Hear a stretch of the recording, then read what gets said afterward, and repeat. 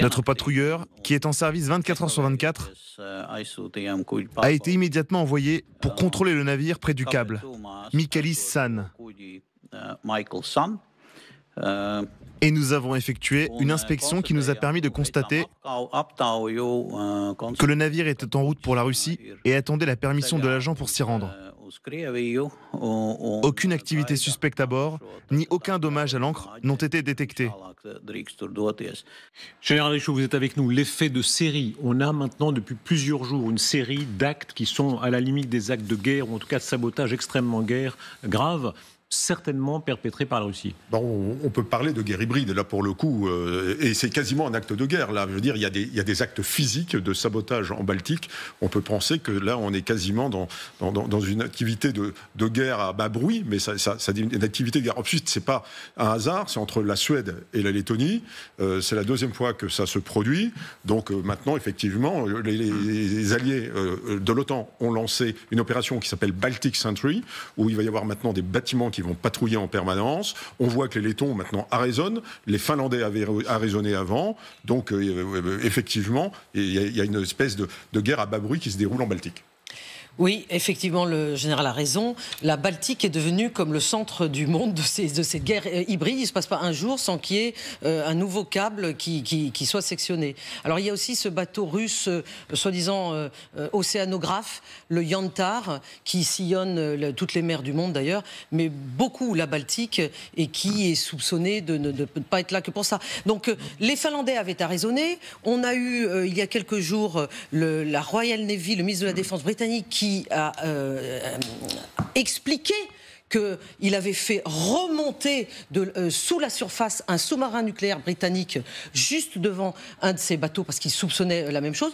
Donc il y a aujourd'hui des réactions, mais c'est difficile de réagir une fois de plus ensemble, côté européen. Quelle est la logique russe ? Les Russes savent très bien qu'il y a eu une affaire, deux affaires, trois affaires, donc ils en rajoutent. Là maintenant, pourquoi font-ils ça ? Principalement, certainement, pour voir où sont les limites, les lignes rouges, les fameuses lignes rouges des Européens, toujours pas tracées ou pas clairement tracées, et à chaque fois, la Russie pousse le vice. Et puis après, il y a toujours cette menace sur les pays baltes, à savoir s'ils sont coupés du point de vue communication, potentiellement une attaque russe est susceptible d'arriver. Donc, est-ce que c'est une préparation ? Est-ce que c'est pour le faire peur ? Est-ce que c'est pour repousser les lignes rouges ? Outre les trois effets en même temps, tout est possible. Est-ce que c'est angoissant pour les Baltes au sens comment dire, étymologique, hein. On voit comme un requin qui tourne toujours plus autour de la proie, parce que les Baltes, ils sont là, évidemment, eux, ils ont l'expérience d'avoir été occupés pendant des décennies, et ils voient que la Russie non seulement agit une fois, deux fois, trois fois, et continue. Hein. Oui. Mais je pense que ce qui est davantage angoissant pour les Estoniens, les Lettons, les Suédois et tous ceux qui sont autour, qui sont riverains de cette mer, c'est pas forcément l'activité russe, c'est de voir comment se manifestent les alliés, justement. Parce que ce dossier, à un moment, il va atterrir sur le bureau d'une personne dont on va beaucoup parler ce soir, à savoir Donald Trump. Et là, on va voir si Donald Trump connaît cette géographie et s'il exprime des émotions concernant cette situation. Parce que c'est ça l'enjeu, c'est ça que les Russes sont également en train de tester, c'est la solidarité, puisqu'on parle d'une agression. J'ai entendu l'expression acte de guerre.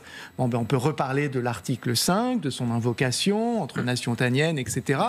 et voir si effectivement il y a une vraie automaticité. On sait que sur le papier il n'y en a pas, et surtout quelle réaction et quelle gradation dans cette réaction. Une toute dernière chose, je pense que les Russes, ça a été très bien dit à l'instant, testent à la fois notre solidarité, mais ils essaient de nous pousser à la faute également.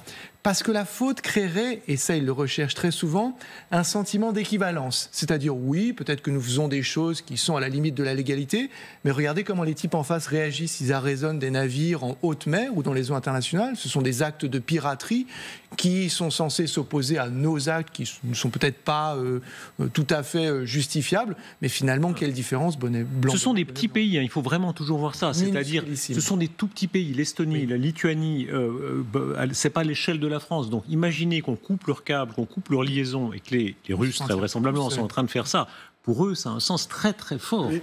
Oui, c'est vrai, de la même façon que quand on a saboté le Nord Stream 2, le gazoduc qui passait dans la mer Baltique, c'était en septembre 2022, tout le monde sait que ce sont les Ukrainiens. Bah oui, c'est la guerre. C'est la guerre, et la guerre, elle se passe aussi dans des zones qui ne sont pas immédiatement sur le front. Moi, je pense que les Russes, effectivement, font le maximum, mais concrètement, ça n'a pas énormément d'impact. Concrètement, ce cargo russe qui avait été soupçonné d'avoir sectionné un câble en laissant traîner son ancre, bon, il a été arraisonné. Je ne sais pas ce qu'il en est, je ne sais pas s'il y a eu des éléments de preuve qui montrent que c'était bien lui. Il y a un gros soupçon parce qu'il lui manque une ancre. Donc a priori, sauf s'il y a eu une fausse manœuvre, mais enfin, faut quand même le faire. C'est probablement ça. Mais c'est important de voir cette carte de la mer Baltique, parce que je pense que les Russes, la vérité, c'est qu'ils sont très sous pression. Parce que la mer Baltique, aujourd'hui, comme disent des gens bien plus compétents que moi, c'est un lac otanien. Surtout depuis que la Suède et la Finlande sont entrées dans l'OTAN. Donc, sauf que dans le fond, il y a la Russie. Oui, dans le fond, il y a la Russie. Mais est-ce que vous croyez vraiment, je me prends pas pour Clausewitz, mais est-ce que vous croyez vraiment, quand vous voyez cette carte, que c'est les gens en marron qui vont pouvoir contrôler cette mer? Moi, j'ai de forts doutes. Donc, les Russes essayent, évidemment, ils multiplient les provocations, les sabotages, et l'OTAN a raison de répondre avec fermeté. Mais il me semble que c'est comme quand cet avion militaire français avait été identifié, illuminé, je crois que c'est comme ça que disent les aviateurs, par des forces russes. À mon avis, c'est plus une réaction de dépit qu'une réaction qu'un déploiement de force conquérant. Mais Guillaume, est-ce qu'on n'est pas quand même un peu insensible? Parce que l'écho historique pour eux n'est pas le même que pour nous. C'est comme si la France, si l'Allemagne d'aujourd'hui n'était pas l'Allemagne pacifique de maintenant, mais une Allemagne agressive, si l'Allemagne tournait autour de la France, commençait à arracher des câbles sous-marins, souvenir de 39, de 40, etc., ce ne serait pas le même écho, évidemment. Mais naturellement, et l'OTAN a le devoir de se montrer extrêmement ferme et extrêmement rigoureux.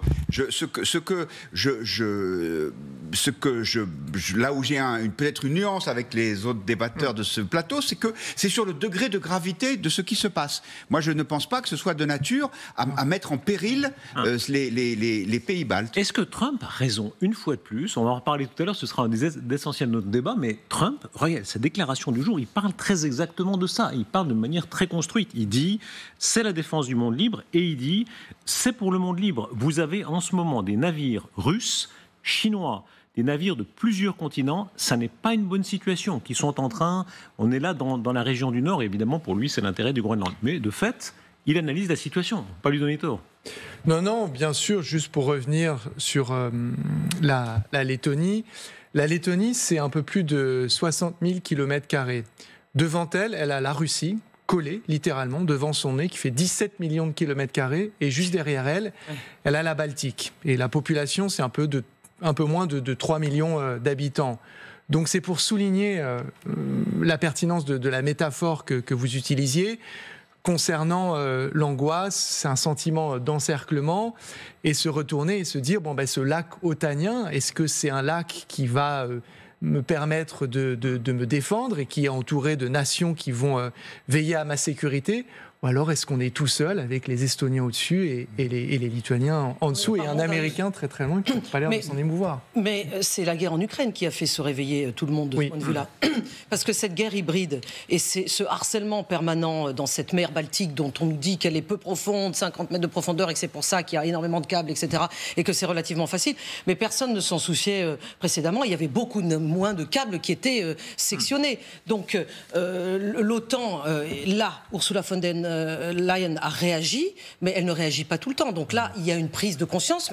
Est-ce que ce sera suffisant? On n'en est qu'au début par rapport à ce harcèlement qui fait partie, la guerre hybride, je le rappelle, fait partie de la doctrine militaire russe. Alors, je voudrais simplement dire, moi, qu'il y a deux pays qui viennent de rejoindre l'OTAN. On le sait, c'est la Suède et la Finlande, et c'est des câbles qui ont été coupés vers ces deux pays. Donc je pense que c'est d'abord eux qui sont visés. Les pays baltes, oui, bien sûr, ils sont menacés, on le sait, leur histoire le prouve, ils ont raison d'être inquiets, mais ils sont raccrochés au continent. Ils ont la Pologne à côté, ils sont au sein de l'OTAN, il y a des troupes stationnées sur leur territoire, ils ont quand même des assurances, il y a des avions, etc. Beaucoup de gens ont été déportés, beaucoup de ces gens, notamment Kaya Kallas, avec le nord de l'Europe. C'est des familles qui ont été déportées, qui ont été envoyées dans des camps en Union soviétique. À l'époque où, par parenthèse, en France, beaucoup de gens disaient Union soviétique, la liberté est totale Union soviétique. Jean-Paul Sartre. Non, mais c'est ça. Ça, c'est sûr. Plutôt rouge que mort. Ce sont les trois pays baltes, ce sont les trois seuls pays pour lesquels la communauté internationale n'a pas reconnu les annexions. C'est-à-dire ils ont été de facto des républiques soviétiques sans que ce soit reconnu au niveau de l'ONU. Donc effectivement, leur cas était très particulier. Mais là, c'est vraiment la Finlande et la Suède. Les relations de l'OTAN et de l'UE avec ces partenaires du nord de l'Europe qui sont... Ces nouveaux partenaires. Écoutez la première ministre lettonne sur le danger. Eux, vraiment, sentent le souffle de l'ours sur la nuque. Nous avons également déterminé que les dommages sont très probablement dus à une force extérieure et qu'ils doivent être assez importants. Les forces navales ont également été impliquées et ont surveillé la zone potentielle. De même, le Centre national de radio, sur la base de ses propres données, a estimé qu'une telle force extérieure et un tel dommage étaient possibles. Est-ce que la réaction de l'Europe est molle ? Alors, ça me fait plaisir que vous posiez cette question parce qu'il faut noter la présence de ce drapeau derrière elle et la fierté de cette appartenance à un projet. J'en parle parce qu'on est à un moment, je pense, de notre histoire où beaucoup s'interrogent sur la pertinence du projet européen, sur sa valeur dans un moment d'épreuve historique avec un grand H. Après, évidemment qu'elle a raison. Maintenant, la question que cela appelle, encore une fois, je le redis, c'est quelle réaction ? Et de la part de qui ? Et dans quelle proportion ? En sachant que l'effet final recherché, c'est un signal aussi ferme que clair, celui de la dissuasion. C'est-à-dire, nous vous voyons, nous savons ce que vous faites, c'est illégal, vous allez en payer le prix. Nous ne cherchons pas l'escalade ou à déclencher la guerre, en revanche, il faut que ça cesse. Qu'est-ce qu'on pense dans les arrière-pensées, par exemple, des Allemands ? Rappelez-vous, début de la guerre d'Ukraine, Boris Johnson, il a ces mots terribles, il dit, par exemple, les Allemands n'avaient qu'un espoir, c'est que vite la Russie gagne et qu'ils puissent continuer à gagner, à recevoir le gaz russe pas cher. Est-ce que, dans un petit coin de la tête de beaucoup d'Allemands, ils se disent, franchement, l'Estonie, pour nous, c'est pas très important, ce serait plus important qu'on ait le gaz russe bon marché et qu'on reprenne les affaires comme naguère. Je pense qu'il faut se méfier des généralisations, mais il y a 2 points qui sont probablement importants en Allemagne. Le premier, c'est effectivement ses intérêts économiques. Les Allemands sont en récession cette année. Ils ont un problème qui est que leurs 2 marchés les plus importants, la Chine et les États-Unis, ou bien sont eux-mêmes dans une situation de crise comme la Chine, ou bien s'apprêtent à remonter les droits de douane comme aux États-Unis. Et donc le truc, c'est faut qu'on continue à exporter, et pour ça, on a besoin du gaz russe bon marché. Et puis, il y a une vieille tradition pacifiste en Allemagne. Je citais tout à l'heure, cette expression plutôt rouge que mort. Souvenez-vous comment il a fallu que François Mitterrand en personne se déplace au Bundestag après son élection en 1981, parce que les Soviétiques avaient déployé des SS-20, donc des missiles qui étaient à la limite des frontières du pacte de Varsovie, qui étaient tournés vers l'Europe, et vous aviez les Allemands, enfin une partie d'entre eux, qui manifestaient en disant non, c'est pas grave, la paix d'abord, et cette espèce de vieux fond pacifiste allemand qu'on peut expliquer par une histoire tragique, je pense qu'il est toujours là, et que d'instinct, l'Allemand se disait, parce que peut-être que c'est en train de changer, quand vous voyez la façon dont les écologistes allemands, par exemple, qui étaient l'avant-garde des pacifistes, aujourd'hui sont l'avant-garde des belliqueux et disent qu'il faut réarmer encore plus. De la justice. Oui, de la justice, mais parfois il faut la guerre pour la justice. Donc, et c'est-on regardez comme ils se plaignaient que M. Scholz ne réarme pas suffisamment rapidement son pays. On dit, vous avez raison, vous vous rappelez les années 80, mais 2018, la Crimée est occupée, elle est occupée. Et les Allemands, les Français, les Français, les Américains aussi. C'est à l'été 2018, Darius, que j'ai reçu l'autorisation de retourner à l'ambassade de Russie, Unter den Linden à Berlin, et je suis allé assister à leur fête nationale, parce qu'il y avait réchauffement avec la Russie. Je crois que le président 2018, le président Macron à ce moment-là a reçu Vladimir Poutine au fort de Briançon, et moi, on m'a dit, vous allez en majesté à la fête nationale russe. Ce que vous racontez est fascinant. On oublie maintenant, parce qu'on aime tellement donner des leçons à tout le monde. Ça, on adore. Les Américains sont méchants, tout le monde est méchant. Mais en fait, la France, alors qu'une partie de l'Ukraine était occupée, s'est lavé les mains, alors comme Ponce Pilate, en disant c'est génial, on est en train de renouer avec Poutine. Exactement, c'est ce qui s'est passé. Moi, je l'ai vécu en direct. C'est la seule fois de ma vie où je suis allé à l'ambassade à Berlin, parce qu'après, on s'est fait la tête très rapidement à nouveau. Vous avez espionné, j'espère. Pardon ? Vous avez espionné, bien sûr. Bien sûr. Enfin, Darius, en 2014, j'étais en tant que reporter sur la péninsule de Crimée, justement pour essayer de raconter ce qui était en train de se passer avec ces petits hommes verts qui avaient enlevé leurs insignes militaires russes alors qu'ils étaient juste sortis de leur base de Sébastopol, etc., eh bien, ça n'intéressait personne. C'est-à-dire que, médiatiquement parlant, il a fallu attendre la guerre, c'est-à-dire quelques années plus tard, février 2022, pour que tout le monde se sente concerné. Et même maintenant, comme on est en train de le dire sur ce plateau, l'Union européenne et l'Europe ne réagit pas de façon unanime, absolument pas. Et on le verra encore plus avec la réaction par rapport aux propos de Donald Trump et du Groenland. Il n'y a pas de réaction unanime de la part de l'Europe.